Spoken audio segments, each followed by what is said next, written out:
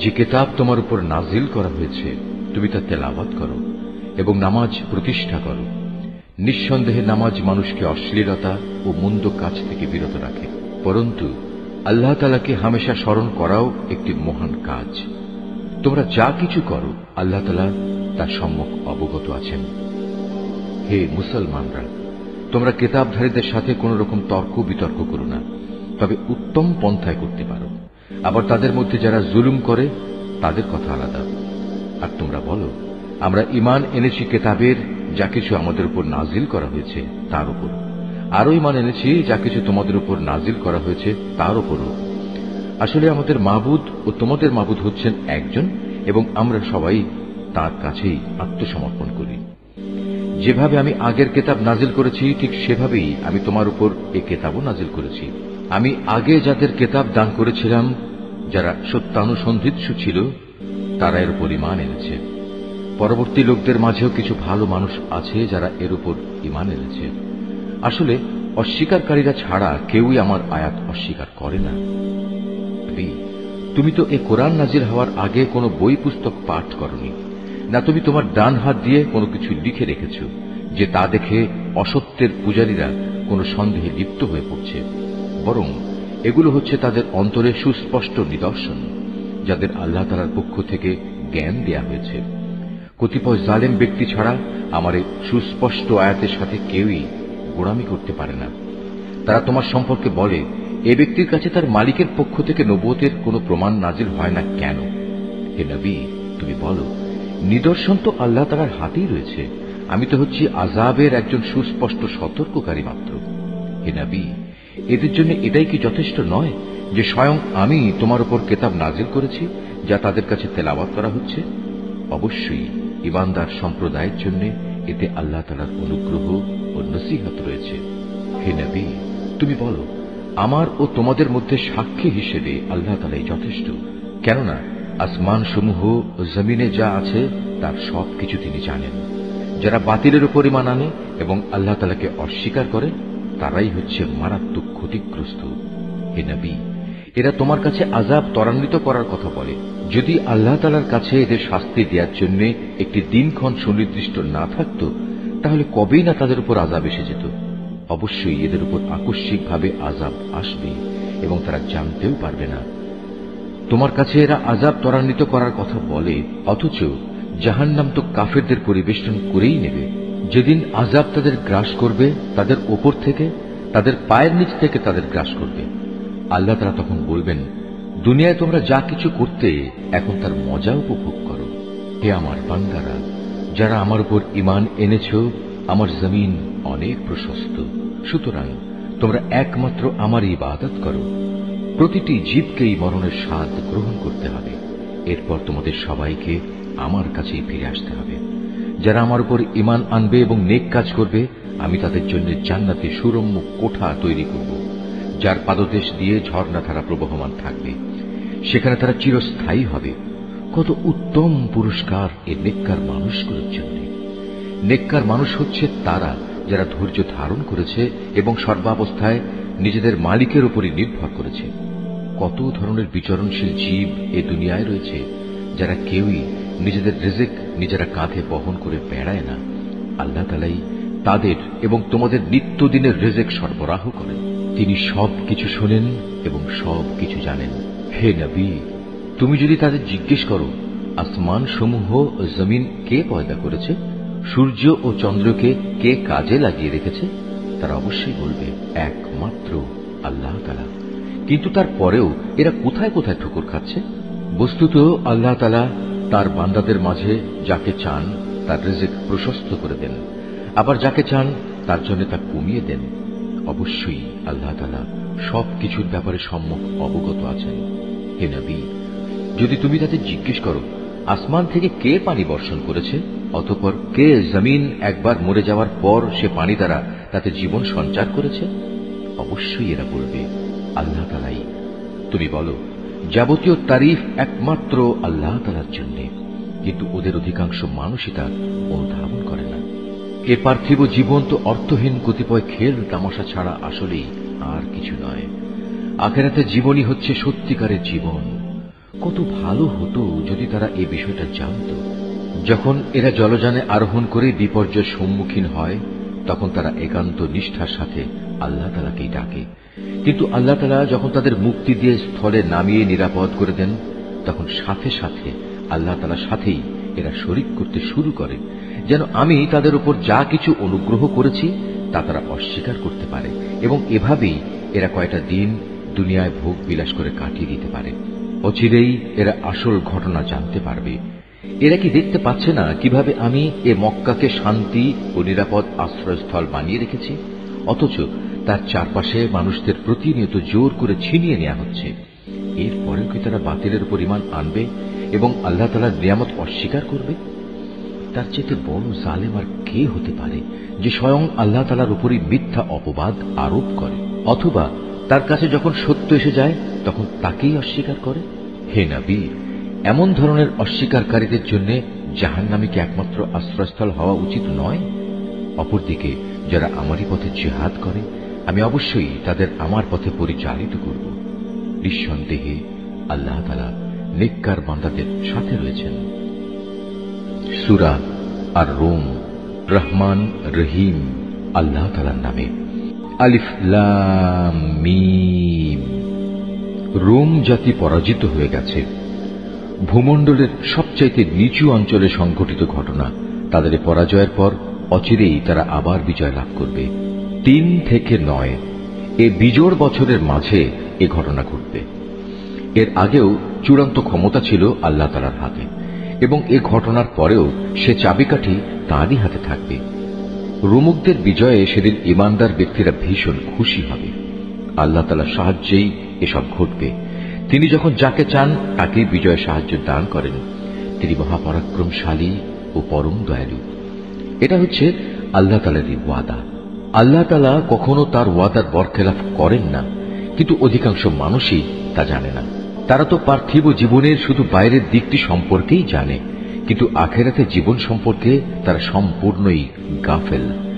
এ মানুষগুলো কি নিজেদের মনে একথা চিন্তা করে না আল্লাহ তাআলা কিভাবে আসমান সমূহ, জমিন ও অন্য সব কিছু যথাযথভাবে এবং একটি সুনির্দিষ্ট সময় দিয়ে পয়দা করেছেন? কিন্তু মানুষদের মাঝে অধিকাংশই এ সব কিছুর শেষে তাদের মালিকের সামনে হাজির হওয়া অস্বীকার করে। এরা কি আমার জমিনে ভ্রমণ করে না এবং তাদের আগের লোকদের পরিণাম প্রত্যক্ষ করে না? অথচ তারা শক্তিতে এদের চাইতে ছিল অনেক প্রবল। তারা এ জমিনেই অনেক চাষাবাদ করেছে। আজ এরা যেমন একে আবাদ করছে, তাদের চাইতে বরং তারা বেশি পরিমাণেই একে আবাদ করেছিল। অতঃপর তাদের কাছে তাদের রসুলরা সুস্পষ্ট নিদর্শন দিয়ে হাজির হয়েছিল, কিন্তু তারা রসুলদের মানতে অস্বীকার করায় আমার গজব আবাদ করা সেই শখের জমিন থেকে তাদের নিশ্চিহ্ন করে দিল। আল্লাহ তাআলা তাদের উপর গজব পাঠিয়ে কোনো জুলুম করেননি, বরং কুফরি করে তারা নিজেরাই নিজেদের উপর জুলুম করেছে। অতঃপর যারা মন্দ কাজ করেছে তাদের পরিণাম মন্দই হয়েছে, কেননা তারা আল্লাহ তাআলার আয়াতকে অস্বীকার করেছে। তা নিয়ে তারা ঠাট্টা বিদ্রূপ করেছে। আল্লাহ তাআলা নিজেই তার সৃষ্টিকে অস্তিত্ব দান করেন, আবার তিনি তাকে তার মূলের দিকে ফিরিয়ে নেন। অতঃপর তোমাদের তার কাছেই ফিরে যেতে হবে। যেদিন কিয়ামত অনুষ্ঠিত হবে, সেদিন এর ভয়াবহতা দেখে অপরাধী ব্যক্তিরা ভীত বিহ্বল হয়ে পড়বে। সেদিন তাদের শরীকদের কেউই তাদের জন্য সুপারিশ করার মতো থাকবে না, বরং তারা তাদের এ শরীক করার ঘটনাই তখন অস্বীকার করবে। যেদিন কিয়ামত হবে, সেদিন মানুষরা ঈমান ও কুফরের ভিত্তিতে আলাদা হয়ে পড়বে। যারা আল্লাহর উপর ঈমান এনেছে এবং সাথে সাথে নেক কাজ করেছে, তারা জান্নাতের বাগিচায় থাকবে। তাদের সেখানে প্রাচুর্যপূর্ণ মেহমানদারি করা হবে।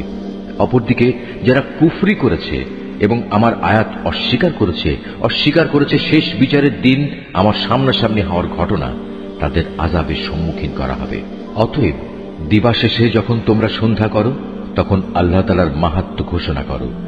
যখন সকালবেলার মাধ্যমে দিনের শুরু করো, তখনও আসমান সমূহ ও জমিনের যাবতীয় প্রশংসা তো একমাত্র তাঁরই জন্য। তাঁর মাহাত্ম্য ঘোষণা করো যখন তোমরা দিনের দ্বিতীয় প্রহর শুরু করো, আবার যখন দিনের তৃতীয় প্রহর শুরু করো তখনও, কেননা তিনি মৃত থেকে জীবন্ত কিছুর আবির্ভাব ঘটান। একইভাবে জীবন্ত কিছু থেকে মৃতকে বের করে আনেন।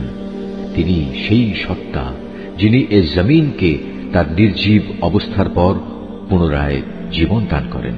ঠিক এভাবেই তোমাদের আবার পুনরুত্থিত করা হবে।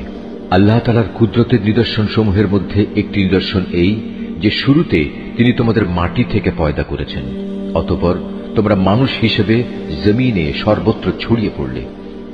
তার কুদরতের নিদর্শন সমূহের মাঝে এও একটি যে তিনি তোমাদের জন্য তোমাদের মধ্যে থেকে তোমাদের সঙ্গী সঙ্গিনীদের বানিয়েছেন, যাতে করে তোমরা তাদের কাছে সুখ শান্তি লাভ করতে পারো। উপরন্তু তিনি তোমাদের মাঝে ভালোবাসা ও পারস্পরিক সৌহার্দ্য সৃষ্টি করে দিয়েছেন। অবশ্যই এর মাঝে চিন্তাশীল সম্প্রদায়ের জন্য অনেক নিদর্শন রয়েছে। আকাশমালা ও জমিনের সৃষ্টি, তোমাদের পারস্পরিক ভাষা ও বর্ণ বৈচিত্র্য নিঃসন্দেহে তার কুদরতের নিদর্শন সমূহের মাঝে এক একটি বড় নিদর্শন। অবশ্যই জ্ঞানবান মানুষদের জন্য এতে অনেক নিদর্শন রয়েছে। তোমাদের রাত ও দিনের ঘুম, তোমাদের তার দেয়া রিজিক তালাশ করাও তার কুদরতের নিদর্শন সমূহের মাঝে একটি। অবশ্য এই সব কিছুর মাঝে যে জাতি আল্লাহর কথা শোনে তাদের জন্য অনেক নিদর্শন রয়েছে। তার কুদরতের নিদর্শন সমূহের মাঝে এও একটি যে তিনি তোমাদের বিদ্যুৎ ও তার আলো দেখান, ভয় এবং আশা সঞ্চারের মাঝ দিয়ে তা প্রতিভাত হয়। তিনি আসমান থেকে পানি বর্ষণ করেন, অতঃপর তা দিয়ে জমিন একবার নির্জীব হয়ে যাওয়ার পর তাকে পুনরায় জীবন দান করেন। অবশ্য এতেও বোধ শক্তি সম্পন্ন জাতির জন্য আল্লাহকে চেনার অনেক নিদর্শন রয়েছে। তার নিদর্শন সমূহের মাঝে এও একটি যে তার আদেশেই আসমান জমিন নিজ নিজ অবস্থানের উপর দাঁড়িয়ে আছে। তোমরা মাটির ভেতরে চলে গেলে অতঃপর যখন তিনি তোমাদের সে মাটির ভেতর থেকে বেরিয়ে আসার জন্য ডাক দেবেন, তখন সে ডাক শোনা মাত্রই তোমরা উঠে আসবে। এ আকাশমালা ও জমিনে যেখানে যা কিছু আছে তা তো একান্তভাবে তাঁর জন্যই, সব কিছু তাঁর আদেশেরই অনুগত। তিনি সেই মহান সত্তা যিনি গোটা সৃষ্টি জগৎকে প্রথমবার পয়দা করেন, অতঃপর কিয়ামতের দিন তাকে আবার আবর্তিত করবেন। সৃষ্টির প্রক্রিয়ায় সে কাজটি তার জন্য খুবই সহজ, কেননা আসমান সমূহ ও জমিনে সর্বোচ্চ মর্যাদা তো তার জন্যই নির্ধারিত এবং তিনি মহাপরাক্রমশালী প্রজ্ঞাময়। হে মানুষরা, আল্লাহ তাআলা তোমাদের বোঝার জন্য তোমাদের নিত্যদিনের ঘটনা থেকে উদাহরণ পেশ করছেন। সে উদাহরণটির জিজ্ঞাসা হচ্ছে, আমি তোমাদের যে রিজিক দান করেছি তাকে তোমাদের অধিকারভুক্ত দাস দাসেরা সমভাবে অংশীদার, এমন অংশীদার যাতে করে তোমরা এবং তারা সমান হয়ে যেতে পারো। বলতে পারো, তোমরা কি তাদের ব্যাপারে ততটুকু ভয় করো যতটুকু ভয় নিজেদের ব্যাপারে করো? বস্তুত এভাবেই আমি বোধ শক্তি সম্পন্ন সম্প্রদায়ের জন্য আমার কথাগুলো খুলে খুলে বর্ণনা করি। কিন্তু যারা সীমা লঙ্ঘনকারী তারা অজ্ঞানতাবশত নিজেদের খেয়াল খুশির অনুসরণ করে রেখেছে। সুতরাং আল্লাহ তাআলা যাকে গোমরা করে রেখেছেন তাকে কে হেদায়েতের পথ দেখাতে পারে? এমন সব লোকদের কোনো সাহায্যকারীও নেই। অতএব হে নবী, তুমি নিষ্ঠার সাথে নিজেকে সঠিক দ্বীনের উপর কায়েম রাখো। আল্লাহ তাআলার প্রকৃতির উপর নিজেকে দাঁড় করাও, যার উপর তিনি মানুষকে পয়দা করেছেন। মনে রেখো, আল্লাহর সৃষ্টির মাঝে কোনো রদ বদল নেই। এ হচ্ছে সহজ সরল জীবন বিধান, কিন্তু অধিকাংশ মানুষই তা জানে না। তোমরা একনিষ্ঠভাবে তাঁর অভিমুখী হও এবং শুধু তাঁকেই ভয় করো। তোমরা নামাজ প্রতিষ্ঠা করো এবং কখনো মুশরিকদের দলভুক্ত হয়েও না। তাদের মাঝে এমনও আছে যারা তাদের দিনকে টুকরো টুকরো করে দিয়েছে এবং তারা নানা ফেরকায়ও পরিণত হয়ে গেছে। প্রত্যেক দলই নিজেদের কাছে যা কিছু রয়েছে তা নিয়ে মত্ত আছে। মানুষদের যখন কোনো দুঃখ দৈন্য স্পর্শ করে তখন তারা তার আল্লাহর দিকে বিনয়ের সাথে ধাবিত হয়ে তাদের মালিককে ডাকতে থাকে। অতঃপর যখন তিনি তাদের তার দয়া নিয়ামতের স্বাদ উপভোগ করান তখন সাথে সাথে তাদের একদল লোক তাদের মালিকের সাথে অন্যদের শরীক করতে শুরু করে। উদ্দেশ্য হচ্ছে যা কিছু অনুগ্রহ আমি তাদের দান করেছি তার প্রতি যেন অকৃতজ্ঞতাজনিত আচরণ করতে পারে।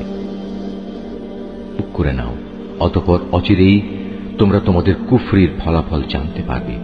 কিংবা আমি কি তাদের উপর এমন কোন দলিল প্রমাণ পাঠিয়েছি যে যে শিরক এরা করে চলেছে তা তাদের এ ধরনের কোন আদেশ দেয়?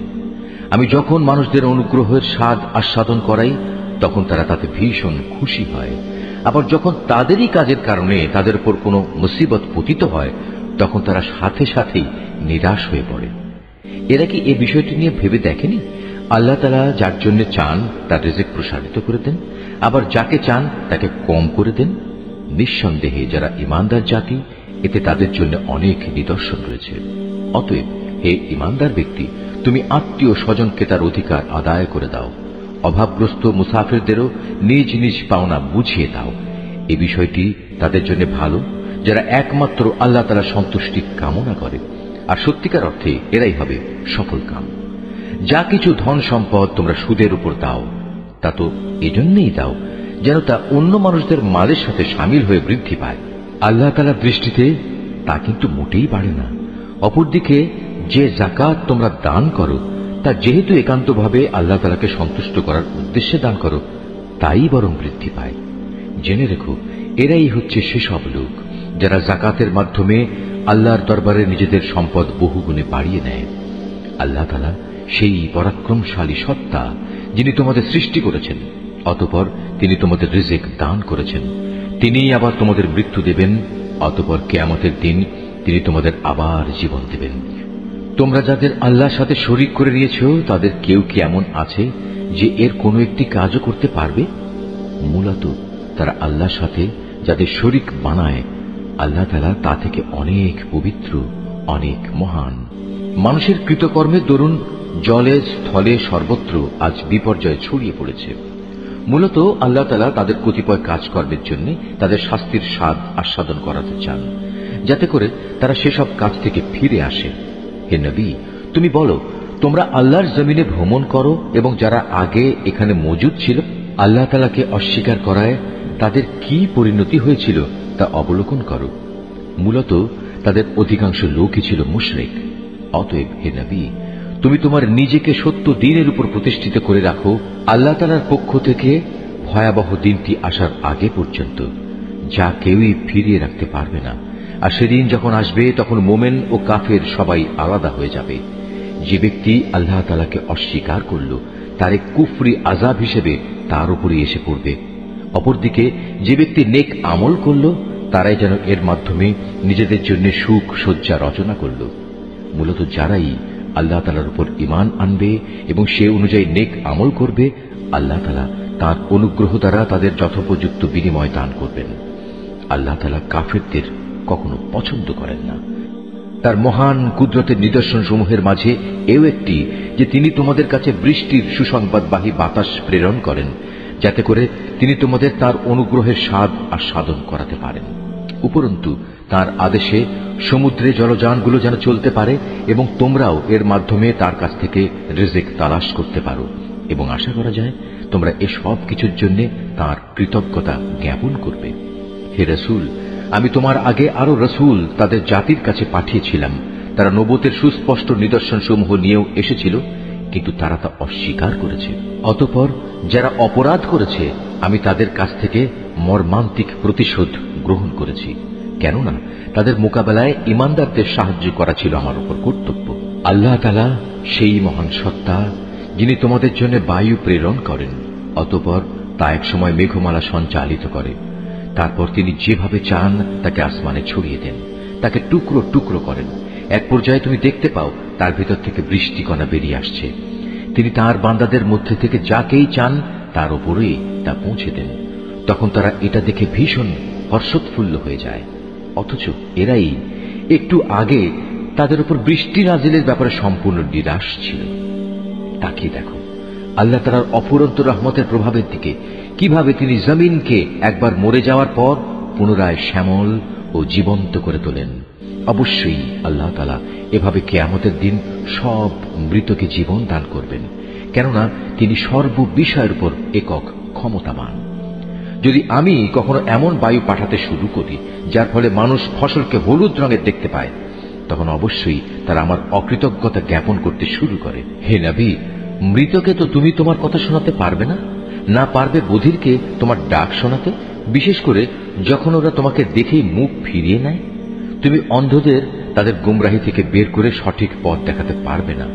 তুমি তো কেবল এমন লোকদেরই আমার কথা শোনাতে পারবে যে আমার আয়াত সমূহের উপর ঈমান আনে, কেননা এরাই হচ্ছে নিবেদিত মুসলমান। আল্লাহ তাআলাই হচ্ছেন সেই মহান সত্তা যিনি তোমাদের দুর্বল করে পয়দা করেছেন, অতঃপর তিনি এই দুর্বলতার পর দেহে শক্তি সৃষ্টি করেছেন, আবার তিনি এই শক্তির পর পুনরায় দুর্বলতা ও বার্ধক্য সৃষ্টি করেছেন। বস্তুত তিনি যা ইচ্ছা তাই সৃষ্টি করেন এবং তিনি সর্বোচ্চ ক্ষমতাবান ও সর্বজ্ঞ। যেদিন কিয়ামত কায়েম হবে সেদিন অপরাধী ব্যক্তিরা কসম খেয়ে বলবে, তারা তো কবরে মুহূর্তকালের বেশি অবস্থান করেনি। আসলে এরা এভাবেই সত্য বিমুখ থেকেছে এবং দাঁড়ে দাঁড়ে ঠোকর খেয়েছে। কিন্তু সেসব লোক যাদের যথার্থ জ্ঞান ও ঈমান দেয়া হয়েছে তারা বলবে, না, তোমরা তো আল্লাহ তাআলার হিসাব মতো কবরের পুনরুত্থান দিবস পর্যন্তই অবস্থান করে এসেছ, আর আজকের দিনই হচ্ছে সেই প্রতিশ্রুত পুনরুত্থান দিবস। কিন্তু তোমরা এই দিনটাকে সঠিক বলে জানতে না।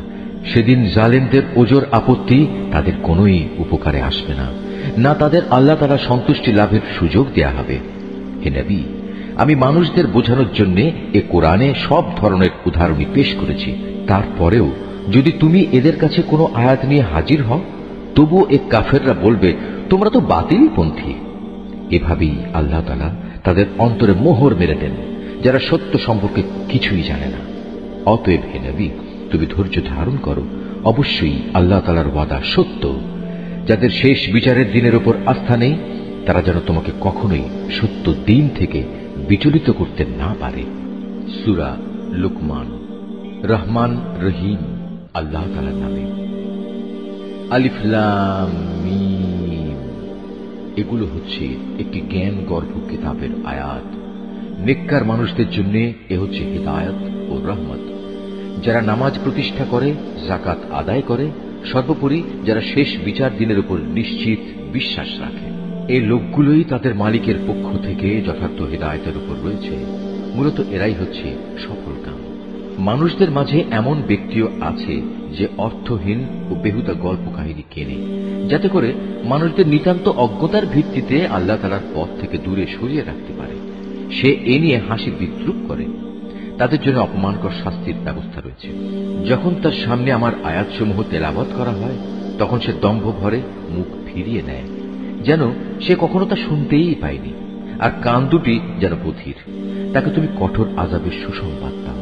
নিঃসন্দেহে যারা আল্লাহ তাআলার উপর ঈমান এনেছে এবং নেক আমল করেছে, তাদের জন্য রয়েছে নিয়ামতের সমাহার, জান্নাত সমূহ। সেখানে তারা চিরকাল অবস্থান করবে। আল্লাহ তাআলার প্রতিশ্রুতি অতীব সত্য। তিনি মহা পরাক্রমশালী, প্রজ্ঞাময়। তোমরা দেখতে পাচ্ছ, তিনি আসমান সমূহকে কোন স্তম্ভ ছাড়াই পয়দা করেছেন। তিনি জমিনে পাহাড় সমূহ স্থাপন করে রেখেছেন, যাতে করে তা তোমাদের দিয়ে কখনো একদিকে ঢলে না পড়ে। আবার তাতে প্রত্যেক প্রকারের বিচরণশীল জন্তু তিনি ছড়িয়ে দিয়েছেন। হ্যাঁ, আমি আকাশ থেকে পানি বর্ষণ করেছি, অতঃপর সে পানি দিয়ে সেখানে আমি সুন্দর সুন্দর জিনিসপত্র উৎপাদন করিয়েছি।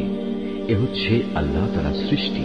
অতঃপর তোমরা আমাকে দেখাও তো, আল্লাহকে বাদ দিয়ে তারা তোমাদের উপাস্য দেবতার কি সৃষ্টি করেছে? আসলেই জালেমরা সুস্পষ্ট গুমরাহিতে নিমজ্জিত রয়েছে।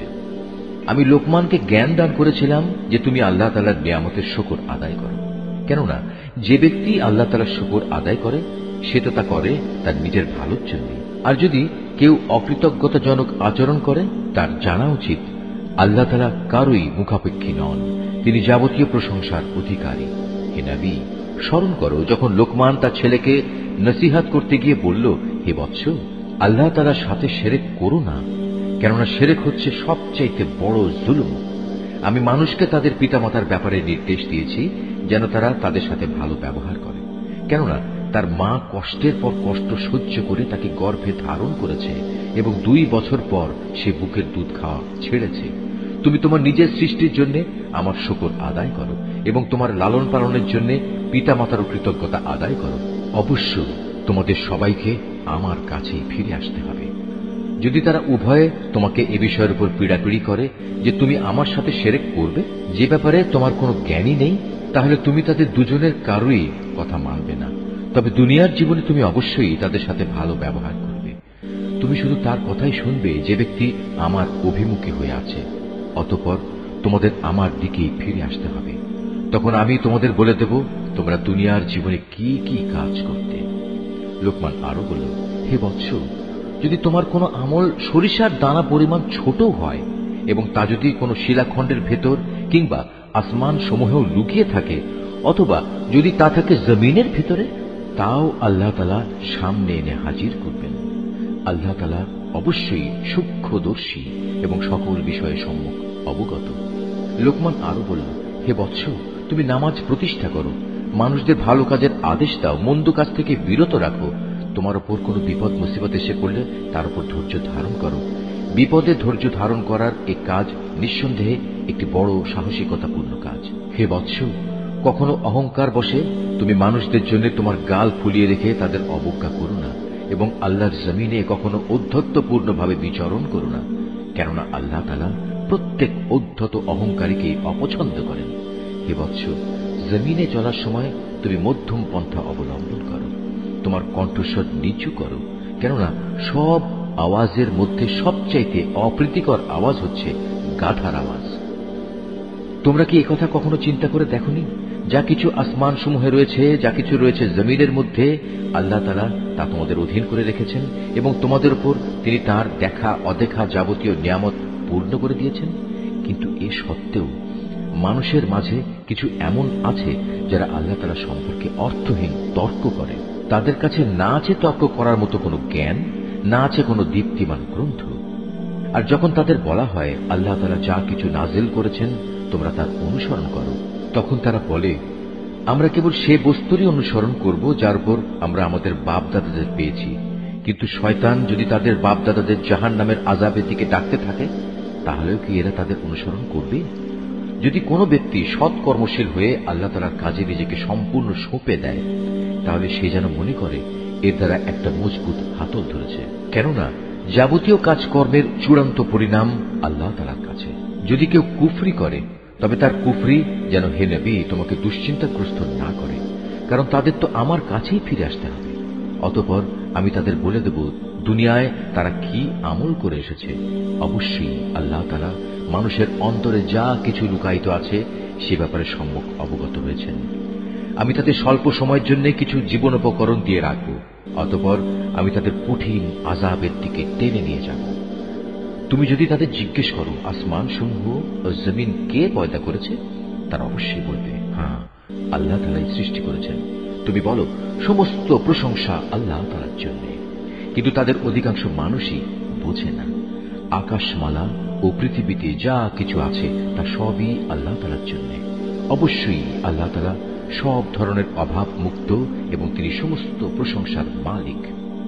জমিনের সমস্ত গাছ যদি কলম হয় এবং মহাসমুদ্রগুলোর সাথে যদি আরো 7 সমুদ্র যুক্ত হয়ে তা কালি হয়, তবুও আল্লাহ তাআলার গুণাবলী সম্পর্কিত কথাগুলো লিখে শেষ করা যাবে না। নিশ্চয়ই আল্লাহ তাআলা পরাক্রমশালী ও প্রজ্ঞাময়। হে মানুষ, তোমাদের সৃষ্টি করা, তোমাদের সবাইকে পুনরুত্থিত করা মূলত আল্লাহ তাআলার কাছে একজন মানুষের সৃষ্টি ও তার পুনরুত্থানের মতোই। নিঃসন্দেহে আল্লাহ তাআলা সব কিছু শোনেন এবং দেখেন। তুমি কি চিন্তা করে দেখনি আল্লাহ তাআলা কিভাবে রাতকে দিনের ভেতর প্রবেশ করান, আবার দিনকে রাতের ভেতর প্রবেশ করান? কিভাবে তিনি সূর্য ও চন্দ্রকে তাঁর হুকুমের অধীন করে রাখেন? প্রত্যেক গ্রহ উপগ্রহ আপন কক্ষপথে এক সুনির্দিষ্ট সময় পর্যন্ত আবর্তন করতে থাকবে। নিশ্চয়ই তোমরা যা কিছু করো আল্লাহ তাআলা সে সম্পর্কে সম্যক অবগত রয়েছেন। এটাই চূড়ান্ত। যেহেতু আল্লাহ তাআলা হচ্ছেন সত্য, তাই তাকে ছাড়া এরা অন্য যা কিছুকেই ডাকুক না কেন তা বাতিল। মহান আল্লাহ তাআলা, তিনি সুউচ্চ ও অতি মহান। তুমি কি এটা লক্ষ্য করনি উত্তাল সাগরে একমাত্র আল্লাহ তাআলার অনুগ্রহেই জলযান ভেসে চলেছে, যাতে করে তিনি এর মাধ্যমে তোমাদের তাঁর সৃষ্টি বৈচিত্র্যের নিদর্শনসমূহ দেখাতে পারেন। অবশ্যই প্রতিটি ধৈর্যশীল ও কৃতজ্ঞ ব্যক্তির জন্য এতে অনেক নিদর্শন রয়েছে। যখন সমুদ্রের তরঙ্গমালা চাঁদোয়ার মতো হয়ে তাদের আচ্ছাদিত করে ফেলে, তখন তারা আল্লাহ তাআলাকে ডাকে, দিন একনিষ্ঠভাবে তাঁর জন্যই নিবেদন করে। অতঃপর যখন আমি তাদের উদ্ধার করি, তখন তাদের কিছু লোক বিশ্বাস অবিশ্বাসের মাঝামাঝি অবস্থান করে। অবশ্য যখন স্থলভাগে পৌঁছে দেই, তখন বিশ্বাসঘাতক ও অকৃতজ্ঞ ছাড়া কেউই আমার নিদর্শনসমূহ অস্বীকার করে না। হে মানুষ, তোমরা তোমাদের মালিককে ভয় করো এবং এমন একটি দিনকে ভয় করো যেদিন কোনো পিতা তার সন্তানের পক্ষ থেকে বিনিময় আদায় করবে না, না কোনো সন্তান তার পিতার পক্ষ থেকে বিনিময় আদায় করতে পারবে। অবশ্যই আল্লাহ তাআলার ওয়াদা সত্য। সুতরাং হে মানুষ, এ পার্থিব জীবন যেন তোমাদের কোন রকম প্রতারিত করতে না পারে, এবং প্রতারক শয়তানও যেন কখনো তোমাদের আল্লাহ তাআলা সম্পর্কে কোনো ধোঁকা দিতে না পারে। অবশ্যই আল্লাহ তাআলার কাছে কিয়ামতের সময় জ্ঞান আছে। তিনি বৃষ্টি বর্ষণ করেন, তিনিই জানেন যা মায়ের শুক্রকীটের মাঝে মজুদ রয়েছে। কোনো মানুষই বলতে পারে না আগামীকাল সে কি অর্জন করবে, না কেউ একথা বলতে পারে কোন জমিনে সে মৃত্যু বরণ করবে। নিঃসন্দেহে এ তথ্যগুলো একমাত্র আল্লাহ তাআলাই জানেন। তিনি সর্বজ্ঞ, সর্ববিষয়ে অবহিত। সূরা আস-সাজদা, রহমান রহিম আল্লাহ তাআলার নামে। আলিফ লাম মিম। সৃষ্টিকুলের মালিক আল্লাহ তাআলার কাছ থেকেই এ কিতাবের অবতরণ, এতে বিন্দুমাত্র সন্দেহ নেই। তারা কি কথা বলতে চায় এ কিতাবটা সে ব্যক্তি রচনা করে নিয়েছে? না, বরং এ হচ্ছে তোমার মালিকের কাছ থেকে নাজিল করা একটি সত্য কিতাব। আমি এটা এই জন্য নাজিল করেছি যাতে করে এর দ্বারা তুমি এমন এক জাতিকে জাহান্নাম থেকে সাবধান করে দিতে পারো যাদের কাছে নিকট অতীতে তোমার আগে কোনো সতর্ককারী আসেনি। সম্ভবত তারা হেদায়েত লাভ করতে পারে। আল্লাহ তাআলা যিনি আকাশমালা, জমিন ও উভয়ের মাঝে অবস্থিত সব কিছু 6 দিনে সৃষ্টি করেছেন, অতঃপর তিনি আরশে সমাসীন হন। তিনি ছাড়া তোমাদের কোন অভিভাবক কিংবা সুপারিশকারী নেই। এরপরেও কি তোমরা বুঝতে পারছ না? আসমান থেকে জমিন পর্যন্ত সব কিছু তিনি পরিচালনা করেন। তারপর সবকিছু তিনি উপরের দিকে নিয়ে যাবেন এমন এক দিনে যার পরিণাম তোমাদের গণনায় 1000 বছর। তিনি দৃশ্যমান ও অদৃশ্যের পরিজ্ঞাতা, পরাক্রমশালী ও পরম দয়ালু। তিনি যা কিছুই সৃষ্টি করেছেন সুন্দর ও নিখুঁত করে সৃষ্টি করেছেন, এবং তিনি মানব সৃষ্টির সূচনা করেছেন মাটি থেকে। অতঃপর তিনি তার বংশধরদের তুচ্ছ তরল একটি পদার্থের নির্যাস থেকে বানিয়েছেন। পরে তিনি তাকে ঠিকঠাক করলেন এবং তার মধ্যে তিনি তার নিজের কাছ থেকে রূহ ফুঁকে দিলেন, এবং তোমাদের জন্য তাতে কান, চোখ ও অন্তঃকরণ দান করলেন। তোমাদের খুব কম লোকই কৃতজ্ঞতা আদায় করে। আল্লাহ তাআলাকে যারা অস্বীকার করে তারা বলে, আমরা মৃত্যুর পর যখন মাটিতে মিশে যাব তারপরেও আমাদের আবার নতুন করে পয়দা করা হবে। মূলত এরা তাদের মালিকের সাথে সাক্ষাৎকারের বিষয়টিকেই অস্বীকার করে। হে নবী, তুমি এদের বলো, জীবন হরণের ফেরেশতা যাকে তোমাদের মৃত্যুর ব্যাপারে দায়িত্ব দেওয়া হয়েছে অচিরেই তোমাদের জান কবজ করে নেবে। অতঃপর তোমাদের সবাইকে মালিকের দরবারে ফিরিয়ে নেওয়া হবে। হে নবী, যদি তুমি সে দৃশ্য দেখতে যখন অপরাধীরা নিজেদের মালিকের সামনে মাথা নিচু করে দাঁড়িয়ে থাকবে এবং বলতে থাকবে, হে আমাদের মালিক, আমরা তো আজ সব কিছুই দেখলাম এবং তোমার সিদ্ধান্তের কথাও শুনলাম। অতএব তুমি আমাদের আর একবার দুনিয়ায় পাঠিয়ে দাও, আমরা ভালো কাজ করব। এখন আমাদের পূর্ণ বিশ্বাস অর্জিত হয়েছে। আল্লাহ তাআলা বলবেন, আমি চাইলে প্রত্যেক ব্যক্তিকে হেদায়েত দিয়ে দিতাম, কিন্তু আমার পক্ষ থেকে সে ঘোষণা আজ সত্য প্রমাণিত হল। আমি মানুষ ও জিনদের মধ্যে থেকে এদের সবাইকে দিয়ে জাহান্নাম পূর্ণ করব। এই আয়াতটি যিনি তেলাওয়াত করবেন এবং যিনি এই আয়াতটির তেলাওয়াত শুনবেন তাদের সবাইকে এখানে একটি সাজদা আদায় করতে হবে। এটা ওয়াজিব। অতঃপর ওদের বলা হবে, যাও তোমরা জাহান্নামের শাস্তি আস্বাদন করো। যেভাবে তোমরা আজকের এই সাক্ষাৎকারের কথা ভুলে গিয়েছিলে, আমিও তেমনি আজ তোমাদের ভুলে গেলাম। যাও নিজেদের কৃতকর্মের প্রতিফল হিসেবে জাহান্নামের চিরস্থায়ী শাস্তি ভোগ করো। আমার আয়াতসমূহের উপর তারাই ঈমান আনে। যখন তাদের আয়াত দ্বারা উপদেশ দেয়া হয় তখন তারা সাথে সাথেই সাজদাবনত হয়ে পড়ে। উপরন্তু তারা তাদের মালিকের সপ্রশংস পবিত্রতা ঘোষণা করে এবং নিজেরা অহংকার করে না। তাদের পার্শ্বদেশ রাতের বেলায় বিছানা থেকে আলাদা থাকে। তারা নিশুতি রাতে আযাবের ভয়ে এবং জান্নাতের আশায় তাদের মালিককে ডাকে। তদুপরি আমি তাদের যা কিছু দান করেছি তারা তা থেকে আমার পথে ব্যয় করে। কেউ জানে না কি ধরনের নয়ন প্রীতিকর বিনিময় তাদের জন্য লুকিয়ে রাখা হয়েছে। মূলত তা হবে তাদের কাজের যথার্থ পুরস্কার। যে ব্যক্তি মোমেন সে নাফরমান ব্যক্তির মতো হয়ে যাবে? না, এরা কখনো এক সমান হতে পারে না। অতএব যারা ঈমান এনেছে এবং নেক আমল করেছে তাদের জন্য সুরম্য জান্নাতে বাসস্থান হবে। এই মেহমানদারি হবে তাদের নেক কাজের পুরস্কার যা তারা করে এসেছে। যারা আল্লাহ তাআলার নাফরমানি করবে তাদের বাসস্থান হবে জাহান্নামের আগুন। যখনই তারা সেখান থেকে বেরিয়ে আসতে চেষ্টা করবে তখনই তাদের ধাক্কা দিয়ে তার ভিতরে ঠেলে দেয়া হবে এবং তাদের বলা হবে, যাও আগুনের আযাব ভোগ করে নাও। তোমরা তো এ বিষয়কে মিথ্যা প্রতিপন্ন করতে। জাহান্নামের বড় আযাবের আগে আমি অবশ্যই তাদের দুনিয়ার ছোটখাটো আযাব আস্বাদন করাবো, এ আশায় যে হয়তোবা এতে করে তারা আমার দিকে ফিরে আসবে। তার চেয়ে বড় জালেম আর কে হতে পারে যে ব্যক্তিকে তার মালিকের আয়াতসমূহ দ্বারা নসিহত করা হয়, অতঃপর সে তা থেকে মুখ ফিরিয়ে নেয়। অবশ্যই আমি নাফরমানদের কাছ থেকে প্রতিশোধ নেব। রুকু ৩। হে নবী, তোমার আগে আমি মুসাকেও কিতাব দিয়েছিলাম, অতএব তুমি তার আল্লাহর সাথে সাক্ষাতের বিষয়টিতে কোন রকম সন্দেহ করো না। আমি যে কিতাব তাকে দিয়েছি তা আমি বনী ইসরায়েলদের জন্য পথ প্রদর্শক বানিয়ে দিয়েছিলাম। আমি তাদের মধ্যে থেকে কিছু লোককে নেতা বানিয়েছিলাম, তারা আমারই আদেশে মানুষদের হেদায়েত করত, যখন তারা অত্যাচারের সামনে কঠোর ধৈর্য ধারণ করেছে। সর্বোপরি তারা ছিল আমার আয়াতের উপর একান্ত বিশ্বাসী। অবশ্যই হে নবী, তোমার মালিক কিয়ামতের দিন সে সব কিছুর ফয়সালা করে দেবেন যেসব বিষয়ে তারা দুনিয়ায় মতবিরোধ করে বেড়াত। হে নবী, তোমার জাতির লোকেরা কি এ থেকে হেদায়েত পায়নি যে আমি তাদের আগে কত জাতিকে ধ্বংস করে দিয়েছি, যাদের বাসস্থান সমূহের মাঝ দিয়েই তারা সব সময় চলাফেরা করে?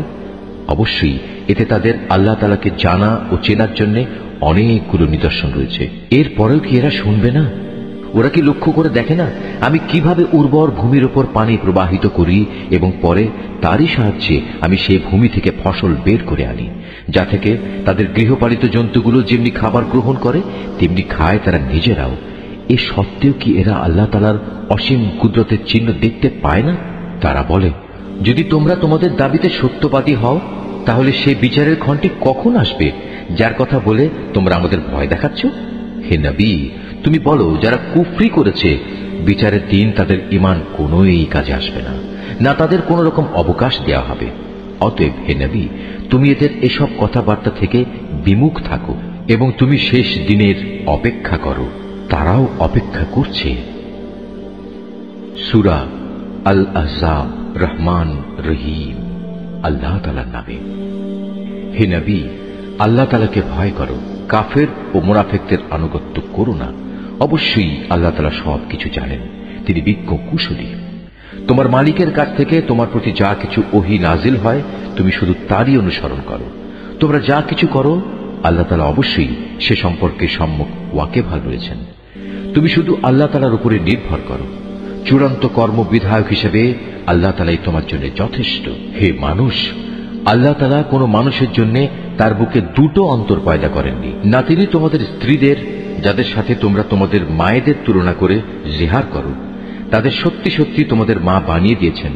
একইভাবে তিনি তোমাদের পালক পুত্রকেও তোমাদের পুত্র বানিয়ে দেননি। আসলে তোমাদের এগুলো হচ্ছে নিছক তোমাদের মুখেরই কথা। সত্য কথা তো আল্লাহ তাআলাই বলেন এবং তিনি তোমাদের পথ প্রদর্শন করেন। হে ঈমানদাররা, তোমরা তাদের পালক পুত্রদের আসল পিতার পরিচয় ডাকো, এটাই আল্লাহ তাআলার দৃষ্টিতে অধিক ন্যায়সঙ্গত। যদি তোমরা তাদের পিতা কারা সে পরিচয় না জানো তাহলে তাদের মনে করতে হবে তারা তোমাদের দ্বীনী ভাই ও বন্ধু। এ ব্যাপারে আগে যদি তোমাদের কোনো ভুল হয়ে থাকে তাহলে তাতে তোমাদের জন্য কোনো গুনাহ নেই। তবে যদি কেউ ইচ্ছা করে এমন কিছু করে তাহলে সে গুনাহগার হবে। নিঃসন্দেহে আল্লাহ তাআলা পরম ক্ষমাশীল ও দয়ালু। আল্লাহর নবী মুমিনদের কাছে তাদের নিজেদের চাইতে বেশি প্রিয় এবং নবীর স্ত্রীরা হচ্ছে তাদের মা সমান। কিন্তু আল্লাহর কিতাব অনুযায়ী যারা আত্মীয় স্বজন তারা সব মুমিন মুহাজির ব্যক্তি চাইতে একজন আরেকজনের বেশি নিকটতর। অবশ্য তোমরা যদি তোমাদের বন্ধু বান্ধবের সাথে কিছু সদাচরণ করতে চাও, এসব কথা আল্লাহ তাআলার কিতাবে লিপিবদ্ধ রয়েছে। হে নবী, স্মরণ করো যখন আমি নবী রাসূলদের কাছ থেকে আমার বিধান পৌঁছে দেওয়ার প্রতিশ্রুতি নিয়েছিলাম তোমার কাছ থেকে, নূহ, ইব্রাহিম, মুসা এবং মারিয়াম পুত্র ঈসার কাছ থেকেও। এদের কাছ থেকে আমি দ্বীন পৌঁছানোর পাকা পোক্ত ওয়াদা নিয়েছিলাম, যাতে করে তাদের মালিক কিয়ামতের দিন এসব সত্যবাদীদের তাদের সত্যবাদিতা সম্পর্কে জিজ্ঞেস করতে পারেন। আল্লাহ তাআলা কাফেরদের জন্য পীড়াদায়ক আযাব প্রস্তুত করে রেখেছেন। হে মানুষ, তোমরা যারা ঈমান এনেছ তোমরা নিজেদের উপর আল্লাহ তাআলার সে অনুগ্রহের কথা স্মরণ করো যখন শত্রু সৈন্য তোমাদের উপর ঝাঁপিয়ে পড়ছিল, অতঃপর আমি তাদের উপর এক প্রচন্ড হাওয়া প্রেরণ করেছি এবং তাদের কাছে পাঠিয়েছি এমন সব সৈন্য যাদের তোমরা দেখতে পাওনি। তোমরা তখন যা কিছু করছিলে আল্লাহ তাআলা অবশ্যই তা দেখছিলেন। যখন তারা তোমাদের উপর থেকে, তোমাদের নিজ থেকে তোমাদের উপর হামলা করার জন্য আসছিল, তখন ভয়ে তোমাদের চক্ষু বিস্ফোরিত হয়ে পড়েছিল, প্রাণ হয়ে পড়েছিল কণ্ঠাগত, এবং আল্লাহর সাহায্যের বিলম্ব দেখে তোমরা আল্লাহ তাআলা সম্পর্কে নানা রকমের ধারণা করতে লাগলে। সে বিশেষ সময়ে ইমানদাররা চরমভাবে পরীক্ষিত এবং তারা মারাত্মকভাবে কম্পিত হয়ে পড়েছিল। সে সময় মুনাফিক এবং যাদের মনে সন্দেহ ব্যাধি ছিল তারা বলতে লাগলো, আল্লাহ তাআলা ও তার রাসূল আমাদের সাথে যে ওয়াদা করেছেন তা মূলত প্রতারণা বই কিছুই ছিল না। বিশেষ করে যখন তাদের একটি দল এসে বলল, হে ইয়াসরিবের অধিবাসীরা, আজ শত্রু বাহিনীর সামনে তোমাদের দাঁড়াবার মতো কোনো জায়গা নেই, অতএব তোমরা ফিরে যাও। এমনকি তাদের একাংশ তোমার কাছে এই বলে অনুমতিও চাইছিল যে আমাদের বাড়ি ঘরগুলো সবই অরক্ষিত রয়েছে, তাই আমরা ফিরে যেতে চাই। অথচ আল্লাহ তাআলা জানেন তা অরক্ষিত ছিল না। আসলে ময়দান থেকে এরা পালাতে চেয়েছিল। যদি শত্রু দল নগরীর চারপাশ থেকে ওদের ভেতর প্রবেশ করত এবং যারা মুনাফিক তাদের যদি বিদ্রোহের ফিতনা খাড়া করার জন্য বলতো, তবে তারা নির্দ্বিধায় তাও মেনে নিত। এ ব্যাপারে তারা মোটেই বিলম্ব করত না। অথচ এ লোকেরাই ইতিপূর্বে আল্লাহ তাআলার সাথে ওয়াদা করেছিল তারা কখনো ময়দান থেকে পৃষ্ঠ প্রদর্শন করবে না। তাদের জানা উচিত ছিল আল্লাহ তাআলার সাথে করা ওয়াদা সম্পর্কে অবশ্যই তাদের জিজ্ঞাসাবাদ করা হবে। হে নবী, এদের তুমি বলো, যদি তোমরা মৃত্যুর ভয়ে পালাতে চাও অথবা কেউ তোমাদের হত্যা করবে এ কারণে পালাতে চাও, তাহলে এই পালানো তোমাদের কোনোই উপকার দেবে না। আর যদি কোন রকম পালিয়ে যেতে সক্ষম হও, তাহলেও তো সামান্য কয়দিনের উপকারই ভোগ করতে দেয়া হবে মাত্র। হে নবী, যদি আল্লাহ তাআলা তোমাদের কোনো অমঙ্গল করতে চান অথবা চান তোমাদের কোনো মঙ্গল করতে, তাহলে এই উভয় অবস্থায় তুমি বলো, এমন কে আছে যে তোমাদের আল্লাহ তাআলার সিদ্ধান্ত থেকে বাঁচাতে পারবে? আল্লাহ তাআলা ব্যতী রেখে এরা সেদিন না পাবে কোনো অভিভাবক, না পাবে কোনো সাহায্যকারী। অবশ্যই আল্লাহ তাআলা তোমাদের মধ্যকার সেসব মুনাফিক লোকদের চেনেন যারা অন্যদের যুদ্ধে অংশগ্রহণ করা থেকে বাধা দেয় এবং তাদের ভাই বন্ধুদের বলে, তোমরা আমাদের কাছে এসে যাও। আসলে ওদের অল্প সংখ্যক লোকই যুদ্ধে অংশগ্রহণ করে। যে কয়জন এসেছে তারাও তোমাদের বিজয়ের উপর কুণ্ঠিত থাকে। অতঃপর যখন তোমাদের উপর কোনো বিপদ আসে তখন তুমি তাদের দেখবে তারা চক্ষু উল্টিয়ে তোমার দিকে এমন ভাবে তাকাচ্ছে যেন কোনো ব্যক্তির উপর মৃত্যু এসে হাজির হয়েছে। কিন্তু যখন তোমরা বিজয় লাভ করো তখন এরাই গনিমতের সম্পদের উপর লোভী হয়ে তোমাদের সাথে বাকচাতুরি শুরু করে। আসলে এর লোকগুলো কিন্তু কখনো ঈমান আনেনি। আল্লাহ তাআলা তাই ওদের সব কাজই বিনষ্ট করে দিয়েছেন। আর এই কাজটা তো আল্লাহ তাআলার জন্য অত্যন্ত সহজ। অবরোধ প্রত্যাহার সত্ত্বেও এরা মনে করে এখনো শত্রু বাহিনী চলে যায়নি এবং শত্রুপক্ষ যদি আবার এসে চড়াও হয় তখন এরা মনে করবে কত ভালো হতো যদি তারা মরুভূমির বেদুইনদের সাথে ওখানেই থেকে যেতে পারত এবং সেখানে বসেই তোমাদের খবর নিতে পারত যে ফিরে আসা নিরাপদ কিনা। যদিও এরা এখনো তোমাদের মাঝে আছে, কিন্তু এরা খুব কম লোকই যুদ্ধে অংশগ্রহণ করবে। হে মুসলমানরা, তোমাদের জন্য অবশ্যই আল্লাহর রাসূলের জীবনের মাঝে অনুকরণযোগ্য উত্তম আদর্শ রয়েছে। আদর্শ রয়েছে এমন প্রতিটি ব্যক্তির জন্য যে আল্লাহ তাআলার সাক্ষাৎ পেতে আগ্রহী এবং যে পরকালের মুক্তির আশা করে। সর্বোপরি যে বেশি পরিমাণে আল্লাহ তাআলাকে স্মরণ করে। খাঁটি ঈমানদাররা যখন শত্রু বাহিনী দেখল তখন তারা বলে উঠল, এ তো হচ্ছে তাই যার ওয়াদা আল্লাহ তাআলা ও তার রাসূল আমাদের কাছে আগেই করেছিলেন। আল্লাহ তাআলা ও তার রাসূল অবশ্যই সত্য কথা বলেছেন। এই ঘটনার ফলে তাদের ঈমান ও আনুগত্যের পরিমাণ আরও বৃদ্ধি পেল। ঈমানদারদের মাঝে কিছু লোক তো এমন রয়েছে যারা আল্লাহ তাআলার সাথে জীবন বাজির যে ওয়াদা করেছিল তা সত্য প্রমাণ করল। তাদের কিছু সংখ্যক মানুষ তো নিজের কোরবানি পূর্ণ করে শাহাদাত লাভ করল, আর কেউ এখনো শাহাদাতের অপেক্ষায় আছে। তারা তাদের আসল লক্ষ্য কখনো পরিবর্তন করেনি। যুদ্ধ তো এজন্যই যে এতে করে সত্যবাদীদের আল্লাহ তাআলা তাদের সত্যবাদিতার পুরস্কার দেবেন, আর মুনাফিকদের তিনি চাইলে শাস্তি দেবেন কিংবা তিনি তাদের উপর ক্ষমা পরবশ হবেন। নিঃসন্দেহে আল্লাহ তাআলা ক্ষমাশীল ও পরম দয়ালু। আল্লাহ তাআলা কাফেরদের তাদের যাবতীয় ক্রোধ সহ এমনই মদিনা থেকে ফিরিয়ে দিলেন। এ অভিযানে তারা কোনো কল্যাণী লাভ করতে পারেনি।